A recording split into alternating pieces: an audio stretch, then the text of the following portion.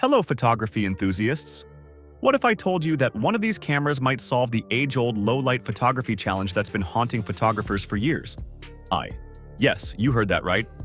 We're talking about groundbreaking technology that could make shooting in challenging lighting conditions as easy as shooting in broad daylight. In this video, we'll examine detailed specifications, expected release dates, and anticipated pricing for each camera. But more importantly, we'll help you understand which of these technological marvels might be worth waiting for based on your specific needs. Before we dive into these incredible camera leaks, take a moment to hit that subscribe button and notification bell. Because today, we're exploring something extraordinary that could completely change your photography game in 2025. Let's start our countdown with number 5. Number 5. The Nikon Z7 III. A beast in the pocket. This camera isn't just another upgrade, it's a complete reimagining of what Nikon can achieve. With its 61+ megapixels full-frame, backside illuminated CMOS sensor, we're entering territory that was once reserved for medium-format cameras. But here's what makes this truly special. The sensor's pixel architecture has been completely redesigned. Imagine shooting a wedding in a dimly lit church, where currently you might need to push your ISO to 6400 or higher. With this new sensor design, early tests suggest you might achieve the same level of detail at ISO 12800, with significantly less noise. That's nearly a full-stop improvement in low-light performance. But let's talk about something even more impressive: the artificial intelligence-based subject detection system. This isn't just regular face detection. The system can now recognize and track specific parts of your subject's face, even in profile views. For portrait photographers, this means perfectly sharp eyes even when your subject is moving or partially turned away from the camera. The video capabilities are where things get really interesting. 8030 progressive frames per second with 10-bit internal recording. But here's what the spec sheet doesn't tell you. The new processing engine allows for real-time noise reduction in video, meaning your high ISO footage could look significantly cleaner than what's currently possible with the Z7 II. Nikon has also completely reimagined the image stabilization system. The new 5-axis in-body stabilization can now communicate with the lens stabilization in real time, making micro-adjustments up to 90 times per second. Think about shooting handheld video while walking. This could potentially eliminate the need for a gimbal in many situations. The expected price? Between $2,500 to $3,000, based on market analysis and previous pricing strategies. While we'll have to wait for the official announcement for final pricing, this positions it very competitively in the high-resolution full-frame market. And speaking of waiting, rumors strongly suggest a launch window between August and November 2025. Number 4. The Leica SL3-S. The future of photography. What I'm about to tell you about this camera might seem like science fiction, but multiple sources have corroborated every specification. The Maestro 4 image processor isn't just about speed. It's about redefining what's possible in computational photography. The 8GB buffer might seem impressive on paper, but here's what it means in practice. Imagine shooting an entire wedding ceremony in continuous high-speed mode without ever hitting the buffer limit. We're talking about thousands of uncompressed RAW files without slowing down. The hybrid autofocus system combines phase detection and contrast autofocus, but here's the revolutionary part. The system uses artificial intelligence to predict subject movement in three-dimensional space. For sports photographers, this could mean maintaining focus on a baseball player running from first to second base, even when they're temporarily blocked by the pitcher. Let's talk about that electronic viewfinder. 5.76 million dots might sound like just a number, but the real magic is in the refresh rate and latency. Early reports suggest a latency of less than 5 milliseconds. That's faster than what the human eye can perceive.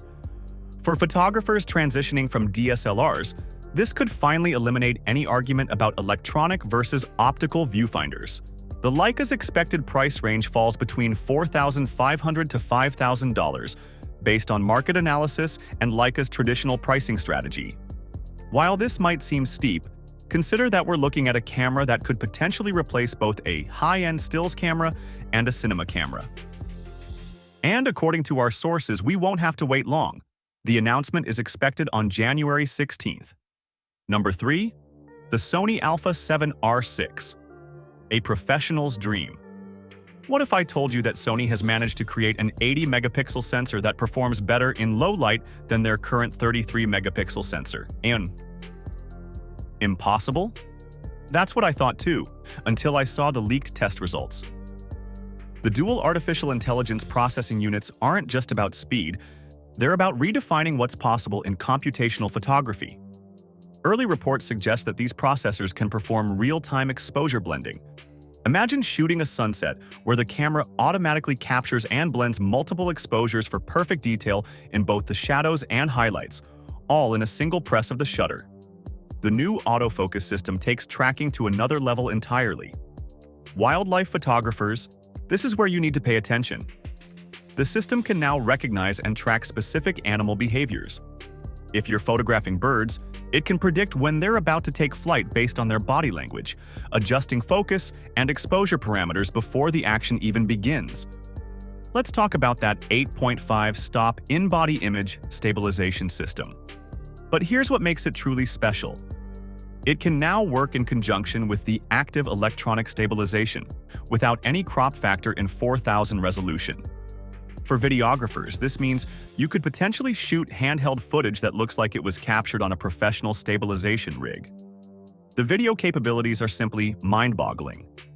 8,060 progressive frames per second with 16-bit RAW output. But it's not just about the numbers. The new sensor readout speed is so fast that rolling shutter is practically eliminated. Think about shooting fast-moving subjects like race cars or sports events. No more wobbling or skewed vertical lines. Expected price? $3,200 to $3,500, based on market analysis. The announcement is anticipated for November 2025. And if these specs are accurate, this could be the camera that forces every other manufacturer to completely rethink their flagship models. Number 2. The Fujifilm X-E5. Another beast in the pocket. When I first heard about the 40-megapixel APS-C sensor, I was skeptical. But then I learned about the new X-Trans CMOS5HR technology, and everything changed. This new sensor isn't just about resolution. It's about redefining what's possible with an APS-C format. The pixel architecture incorporates a new copper wiring structure that improves light gathering efficiency by up to 40% compared to conventional sensors. What does this mean in real-world terms? Imagine shooting at ISO 6400 with the image quality we currently expect at ISO 1600. The 7-stop in-body image stabilization system deserves special attention. It's not just about the number of stops. The system now incorporates predictive movement compensation. Street photographers, imagine shooting at 1/8 of a second shutter speed while walking, and still getting sharp images. That's what early testers are reporting. The autofocus system with 425 points sounds impressive, but here's what makes it revolutionary. Each point can now detect changes in depth as small as 1 centimeter. For portrait photographers, this means the camera can track a subject's eyes even when they're wearing glasses or shooting through reflective surfaces. Number 1. The Canon EOS R6 Mark III. The ultimate game changer. This camera represents something we rarely see in the industry, a complete rethinking of how we approach hybrid shooting. The 24-megapixel sensor might not sound impressive until you understand what Canon has done with the pixel architecture. Each pixel on this sensor contains a dual-layer design that effectively doubles its light-gathering capability. What does this mean in practice? Early tests suggest this 24-megapixel sensor could match or exceed the low-light performance of current 50-megapixel sensors. For event photographers who frequently work in challenging lighting conditions, this could be revolutionary. The improved DE-Jack X processor brings something truly groundbreaking to the table. Real-time subject recognition that works in near-complete darkness. We're talking about autofocus capabilities at -6 exposure value. To put that in perspective, that's like trying to focus in a room lit only by moonlight through a window. and the system still tracks subjects accurately. The video capabilities deserve special attention. 4,120 progressive frames per second might sound familiar, but here's what's different. There's no crop factor, no recording limit, and perhaps most importantly, no overheating issues according to early testing. Videographers who've struggled with previous Canon cameras in long recording sessions, this could be the solution you've been waiting for. But here's something that hasn't been widely discussed yet. The improved in-body image stabilization system can now work in tandem with electronic stabilization while maintaining full sensor readout. This means you could potentially shoot handheld footage that rivals what you'd get from a professional gimbal setup, all while maintaining the full field of view of your lens. The expected price range of $2,500 to $3,000 positions this camera very competitively in the market, especially considering its professional feature set. While we'll have to wait until Q2 or Q3 of 2025 for the official announcement, all signs point to this being Canon's most significant release in years. Now, you might be wondering which of these cameras is worth waiting for. The answer depends entirely on your needs, but here's something to consider. We're seeing a clear trend toward computational photography and artificial intelligence integration across all these models.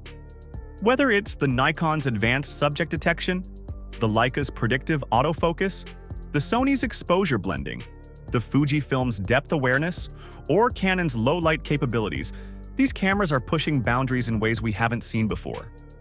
But here's something that might help you make your decision. Remember those cameras that were rumored for 2024 but never made it to market?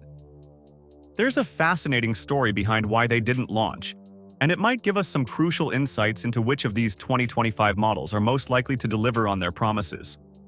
If you want to learn more about those unreleased cameras and what their story tells us about these upcoming models, click the card appearing on your screen now or check the end screen for my in-depth analysis. You'll discover some surprising connections between those canceled releases and these new cameras that might influence your purchasing decision. Don't forget to hit that subscribe button and notification bell if you haven't already. We'll be following up on each of these cameras as more information becomes available, and you won't want to miss our detailed hands-on reviews when they finally launch. Drop a comment below, letting me know which of these cameras you're most excited about and why. Are you Team Nikon with their beast in the pocket? Or are you waiting for Canon's game-changing low-light performance? Your insights help make this community better for everyone. Thank you for watching, and I'll see you in the next video.